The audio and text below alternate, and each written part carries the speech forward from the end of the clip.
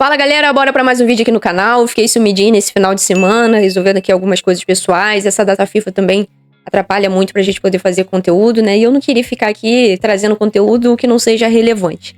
Então eu optei por não trazer nada, mas agora, né, nessa segunda-feira já começa a surgir aqui algumas informações e aí a gente já vem trazer aqui pra vocês ficarem bem informados. Então, se você não quiser perder nada, fica aqui no vídeo, fica até o final, que a gente vai falar sobre seleção brasileira, né? Porque estamos na data FIFA ainda, não vejo a hora disso acabar. Ai, meu Deus, tá acabando. Daqui a pouco já vem Campeonato Brasileiro, Libertadores, e aí sim vai ficar bom aqui pra gente. Mas vamos falar de Wesley, né? Na seleção brasileira, que muito nos interessa. Vamos falar também de Jorginho e Alcaraz nesse vídeo. Então fica aqui no vídeo pra você não perder. Vamos começar aqui ouvindo, que agora há pouco teve a coletiva do Dorival Júnior, técnico da seleção, e ele falou sobre o Wesley, e eu trouxe o corte aqui pra gente conferir junto e vamos ver o que ele disse. Eu acho que o Wesley vem num processo de evolução. É importante, antes disso, eu frisar que o Wanderson fez uma boa partida, marcou um dos jogadores mais perigosos do futebol mundial nesse momento. Um jogador que tanto tem uma saída pelo lado esquerdo quanto o direito, e o Wanderson teve grandes duelos com ele. Fez uma partida importante pra gente. Quando o Wesley entrou, nós ganhamos um pouco mais, até porque o Wanderson esgotou também o Dias, em razão de ter boas passagens e grandes duelos. O que eu espero é que o Wesley possa manter o mesmo nível que ele vem apresentando no Flamengo e que possa contribuir para que possamos ter uma saída consistente, segura pelo seu lado. A apresentação dele, a liberdade de movimentos. A Argentina não tem um jogador fixo nesse corredor.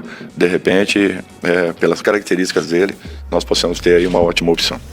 Bom, tá aí o Dorival Júnior falou sobre o Wesley, que será titular nesse jogo contra a Argentina. Eu vou até trazer aqui a escalação, que veio aí com mudanças, né? E ele divulgou aí a escalação nessa coletiva dele. Será a seguinte: Bento no gol, aí o Wesley na lateral direita, e os zagueiros serão Marquinhos e Murilo, e o Arana na lateral esquerda. Ali no meio a gente vai ter André, Joeliton, e acredito que o Rafinha ali flutuando, né, entre o meio e o ataque. E no ataque, Rodrigo, Vini Júnior e Matheus Cunha. Ou pode ser que o Matheus Cunha também jogue um pouco recuado, porque o Matheus Cunha também sabe jogar recuado. Bom, de qualquer forma, vamos ver como eles vão se comportar. Mas essa aqui será a escalação. E aí, nesse corte que eu trouxe, ele estava falando ali, né, do Wesley, que espera que ele faça na seleção aquilo que ele faz no Flamengo. O Wesley que vem sendo destaque, isso é inegável, não dá para ignorar isso. Ele vem sendo destaque aqui no futebol brasileiro, no Flamengo, e merecidamente está na seleção brasileira. Wesley entrou 11 minutos na partida contra a Colômbia e chamou muita atenção. Eu fiz até um vídeo aqui sobre isso, a mídia rasgando elogios ao Wesley, que chamou muita atenção realmente como ele se comportou em campo, a entrada dele ali com muita personalidade, né? E muita gente até falou, mas também pegou a Colômbia cansada e tudo mais. Uma coisa que criticaram o Wesley e que eu ainda também o critico, que eu acho que é algo que ele tem que melhorar, que é o fundamento do cruzamento. Acho que isso ele ainda deixa a desejar.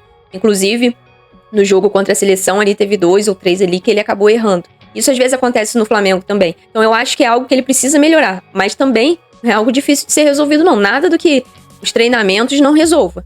Eu acho que até que ele já evoluiu muito, melhorou muito do que era há um tempo atrás. Mas ainda precisa, principalmente falando de nível de seleção brasileira, onde enfrenta aí, né, grandes equipes, fazendo aí uma projeção de Copa do Mundo. Então é algo que realmente o Wesley precisa melhorar. A parte defensiva dele era bem mais frágil, ele conseguiu evoluir bastante nesse sentido. Porém, o treinador sabe que quando você tem um Wesley, você tem ele para ele te entregar essa força ofensiva. E realmente o defensivo não é dos seus mais fortes, das suas mais fortes ferramentas. Ele vem mais para te agregar no sistema ofensivo. Então é preciso que o sistema defensivo esteja apto, preparado para que você tenha um lateral como o Wesley nessa proporção, que traz essa dinâmica ofensiva, né? Então, isso tudo o Felipe Luiz entende muito bem e consegue trazer esse equilíbrio. E aí o Dorival Júnior tem que conseguir isso também, principalmente se tratando de uma seleção argentina.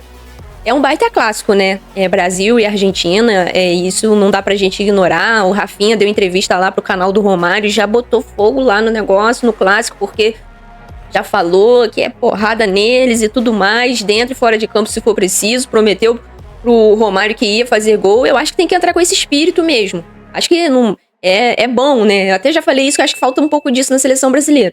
Mas também tem que tomar muito cuidado. Apesar deles não terem um Messi, é uma seleção muito forte, a seleção argentina. Então vai ser um baita teste pro Wesley. Entrar já como titular num jogo como esse, onde tem ali a catimba, onde tem essa rivalidade.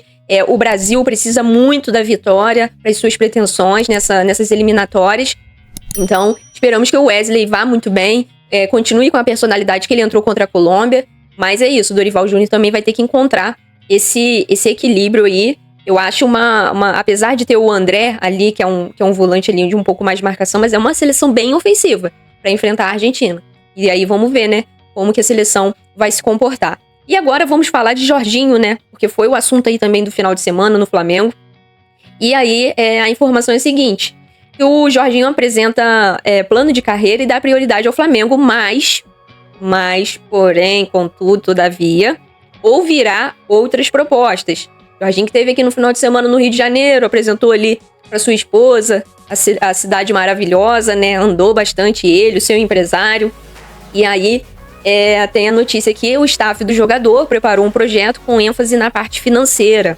Esse plano, com valores pré-definidos, será apresentado ao Flamengo e a outros clubes interessados. São clubes aí da França, da Itália e do mundo árabe.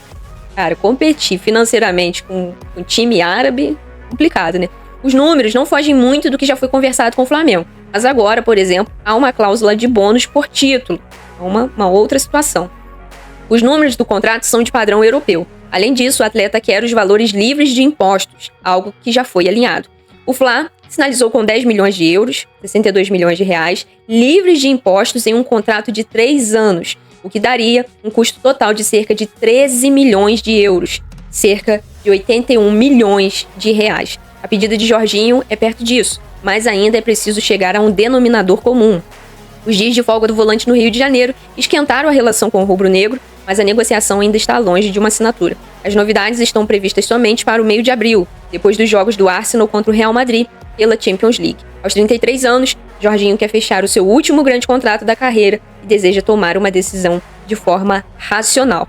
Se o Jorginho realmente estiver focado somente financeiramente e não pensar em algo no campo ali de conquistas, talvez de alguma conquista para sua carreira, realmente aí, se tem time do mundo árabe interessado nele, né, aí realmente vai ficar difícil, né? Mas se ele tiver ainda com alguma pretensão para sua carreira e pensando aí em jogar num gigante como o Flamengo, o Flamengo tá aí com números bem próximos, mas, poxa, competir financeiramente com o mundo árabe, os times brasileiros aqui, mesmo se tratando de Flamengo, é muito difícil. Então, acredito que vai depender muito aí realmente do que o Jorginho quer futuramente para sua carreira. Eu gostaria muito que o Jorginho viesse pro Flamengo. Acho que agregaria demais. E aí, falando de dinheiro, o Flamengo pensando nesse alto investimento, porque é um alto investimento, né? Valores aí astronômicos, livre de impostos. E agora chega uma notícia aqui pro Flamengo que é a seguinte: o Everton executou a cláusula de compra e pagará 18 milhões de euros, mais ou menos 111 milhões de reais, ao Flamengo para comprar o Alcaraz. O meio argentino de 22 anos vai assinar um contrato em definitivo de 4 anos com o clube inglês. Já era de se imaginar que o Alcaraz seria adquirido pelo Everton, né? Já era de se imaginar, não tô nem um pouco surpresa. Alcaraz que foi adquirido com altos valores também pelo Flamengo na temporada passada, né? Ali numa necessidade em que o Flamengo encontrou por causa de muitas lesões que o Flamengo vinha sofrendo com seus jogadores. E aí teve que ir ao mercado, buscou o Plata, o próprio Alcaraz, né? Ali depois do meio, na janela do meio do ano. E foi um alto investimento no Alcaraz. E aí chegou essa proposta. Na época o Felipe Luiz até assumiu uma culpa de que ele talvez não tenha conseguido encontrar formas de encaixar o Alcaraz no Flamengo. Eu acho que o Alcaraz tem muita qualidade. Acho que a qualidade dele é indiscutível. Mas até o próprio Felipe Luiz admitiu que realmente não conseguiu extrair o melhor do Alcaraz para que pudesse servir ao Flamengo, né? Então tá aí, o Alcaraz será jogador do Everton, então será dinheiro em caixa para o Flamengo, né? Pelo menos consegue recuperar aí uma boa parte do investimento que foi feito no Alcaraz. É isso, quero saber a sua opinião, deixe aí nos comentários, principalmente aí sobre o Alcaraz, né? Se você acha que poderia ser um jogador que o Flamengo poderia ter aproveitado melhor. Fale também sobre o Wesley na seleção brasileira. Jorginho, o que você acha dessa novela toda, o que vai acontecer? E te peço para o seu like e a sua inscrição também aqui no canal. Batemos a meta de 6.000 inscritos. Agora vamos para a nova meta, né? De 7.000 inscritos aqui no canal. De qualquer forma, eu já sou muito grata a todos vocês que têm aqui acompanhado e confiado no meu trabalho. Tamo junto, até o próximo vídeo. Valeu!